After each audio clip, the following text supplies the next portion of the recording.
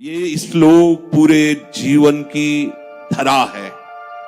अगर आप कहीं हार में निराश हो गए तो ये मार्ग लड़खड़ाने लगेगा। बिल्कुल नहीं लड़खड़ाना। आप लोगों को तो रोज सत्संग मिल रहा है, अपने को तो ऐसा भी सौभाग्य नहीं था कि सत्संग रोज मिले।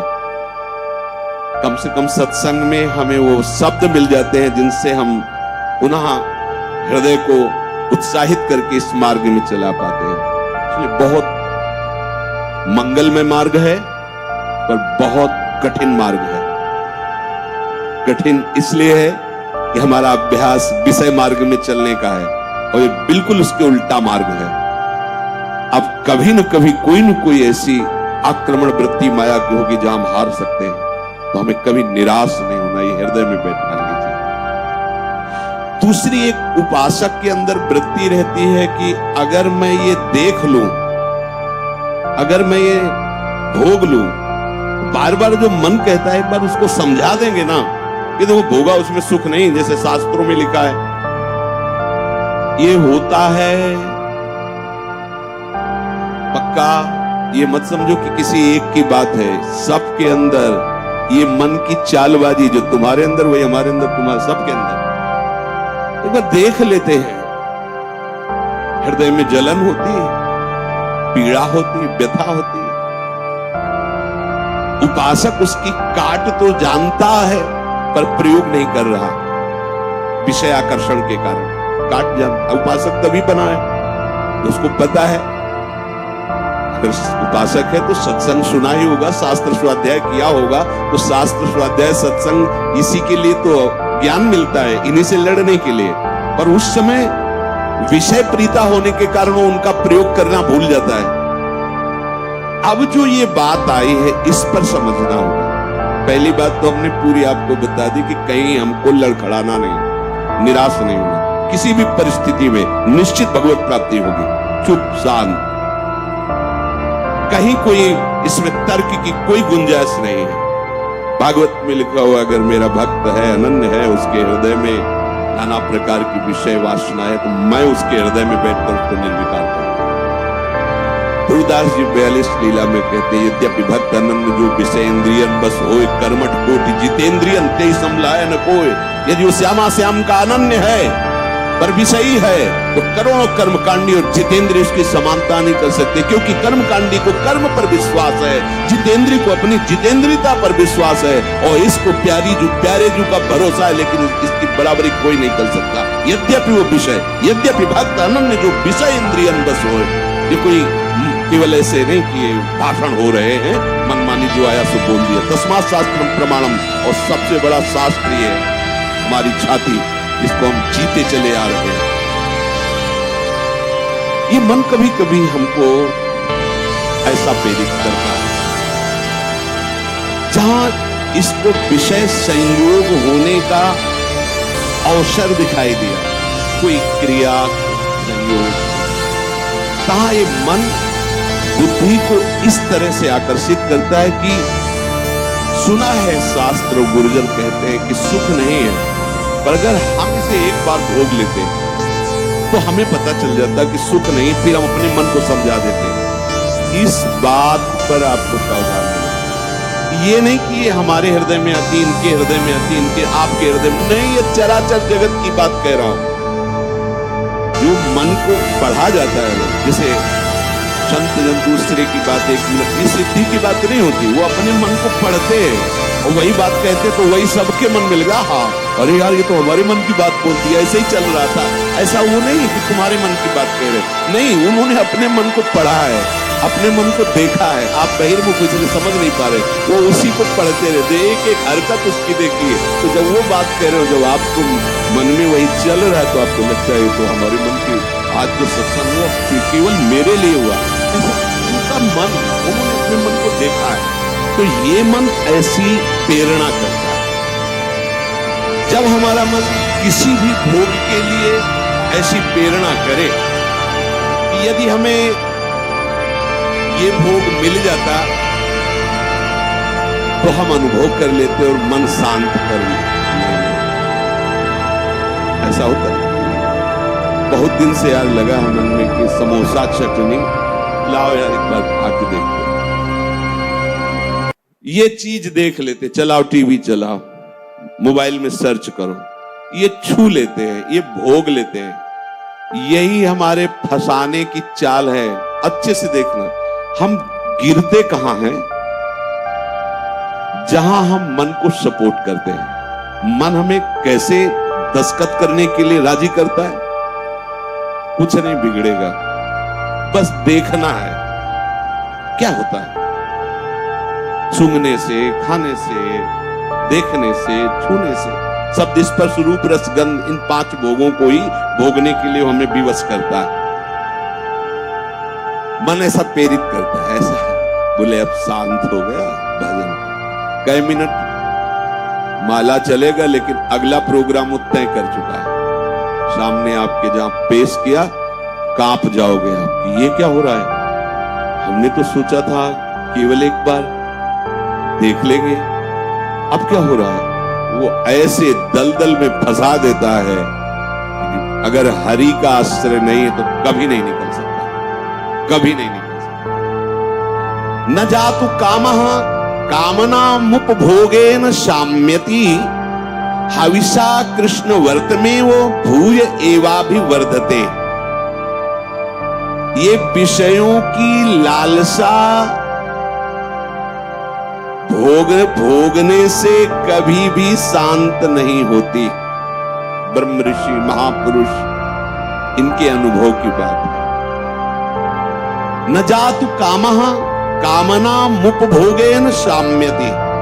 समझ लो, मन को ठीक करने के लिए महापुरुषों के वचन ही शस्त्र हैं, वचन ही प्रमाण है।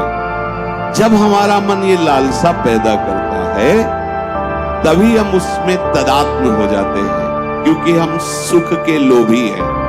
वो हमें सुख दिखाता है, बस ऐसे, बस उसी से विषयों की लालसा हमारे सामने प्रकट की गई, मन ने प्रस्तुत किया। ऐसा समझ लो कि जीव एक राजा है और बुद्धि उसकी रानी है और मन उसका मंत्री है। और इस मंत्री ने चतुरता पूर्वक पूरे राजमहल को अपने अंडर में कर रखा है। जैसा ये चाहता है वैसा दस्तखत दोनों से करवा लेता है। मन हमारी बुद्धि एक एक वृत्तियों पर अधिकार कर चुका है। अगर बुद्धि निश्चय करती कि गलत है, बिल्कुल नहीं सुनता, दस्तखत करवा ही लेता है, समझना। और राजा इतना अधीन हो चुका है बुद्धि और मन के कि वो कुछ निर्णय करता ही नहीं। जहां जैसे रानी ने इशारा किया तो मंत्री ने कागज रख दिया, उसने दस्तखत कर दिया, पढ़ा भी नहीं कि है क्या है। अगर वो पढ़ ले और वो रानी और मंत्री की अधीनता को समझ जाए कि मैं इनके अधीन हो रहा हूं, तो आप समझो 1 सेकंड में पूरा सिस्टम ठीक हो जाएगा, क्योंकि वो सर्व सामर्थ्यशाली है। बस चूके ही हो, आज तक कभी उसने पढ़ा ही नहीं कि क्या पेश कर रहा है, बस दस्तखत कर दिया। उस राजा की क्या दुर्दशा होगी, इसकी रानी और मंत्री भी उसके खिलाफ ही खड़े हुए और उसको लग रहा है सब अनुकूल है। उस राजा की क्या दुर्दशा, क्या है वो राजा, किस बात का राजा है? वही दशा इसकी। ईश्वर अंश जीवन राशि, चैतन्यमय आनंद सुख राशि, वो जीवात्मा बुद्धि की प्रियता में, मन की सलाह में फंसकर निकृष्ट भोगों में, कहां आनंद राशि, कहां चिदानंद घन स्वरूप और कहां मलिन प्राकृतिक भोग, हर में दस्तखत सोच ही नहीं पा रहा है। ये लो, ये लो, मांस लो, मदिरा लो, व्यभिचार लो, ये सब में दस्तखत। ये दुर्दशा हो। बिना दस्तखत के तुम्हारे ये मन रूपी मंत्री और बुद्धि रूपी रानी कुछ नहीं कर सकती। ध्यान रखना, तुम्हारा सपोर्ट आवश्यक है उसको, और वो तुम्हें 1 सेकंड के कम हिस्से में अपने में कर लेता है, क्योंकि आप इतने आसक्त हो चुके हैं बुद्धि में और मन में कि वो निर्णय मन और बुद्धि का न मानकर सीधा अपना मानते हैं। मुझे ये चाहिए, मैंने ये भोगा, मैं ये भोगूंगा, सीधे। अब आप इस रास्ते को नहीं जान रहे, फंस रहे। प्राया साहब, मैं इसके बिना नहीं जी सकता, इतना तो मुझे चाहिए ही। ये आज बहुत सोच समझ करके बातें दिमाग में बैठलना, ये शास्त्रीय बातें कम, हृदय की बातें इसमें ज्यादा हम इसलिए कह रहे हैं कि यही हम लड़खड़ा जाते हैं और यही हम फेल हो जाते हैं। और यही लगता है अब क्या है यार, किसी तरह जी लो बस। नहीं नहीं, संतों से शास्त्र इसलिए श्रवण किए जाते कि शास्त्र में जो लिखा है उसको तुम्हारे समझने की ज्यादा आंतरिक पहुंच नहीं है, संतों ने उसको जिया है और उस शब्द को उन्होंने स्वाद लिया है, फिर उसे जब बोलते हैं अपने अनुभव के साथ में एकदम दिमाग में आके बैठ जाता है। एक बार भी जिस इस देश में उतर गया भोगने के लिए, सिर्फ एकमात्र हरि के चरणारविंद है कि वापस ला सकते, दूसरे की सामर्थ्य नहीं। ये ऐसा दलदल है जो धंसता ही चला जाएगा, डूब जाएगा, नहीं निकल सकता और नहीं निकल पाए आज तक। पूरे अनादि जन्म व्यतीत हो गए। आज हरि कृपा से, गुरु कृपा से साधु संग प्राप्त हुआ है, तो हमें ऐसे दलदल से निकाल कर ऐसे स्वच्छ और सुरक्षित स्थान पर उन्होंने खड़ा कर दिया। तो आप सब ध्यान दीजिए, ये मन आपको कैसे फंसाता है, ये आपके सामने आपकी कमजोरी पा गया है। क्या? जीव सुख समुद्र का अंश है, वो केवल सुख चाहता है, ये कमी पा चुका है, इसको सुख चाहिए। और सलाह और दिशा दोनों गलत हो गई। सलाहकार मन प्रकृति से मिला हुआ है और दिशा विषय भोगों की तरफ चली गई। अब ये जिस विषय को कह देता है ये स्वीकार कर लेता है। अब इस बात को आपको काटना होगा। वो आपके सामने लालसा पेश करेगा सुख भोग की। अज्ञानी कभी इससे नहीं निकल सकता, ध्यान रखना। और भक्त कभी अज्ञानी नहीं होता।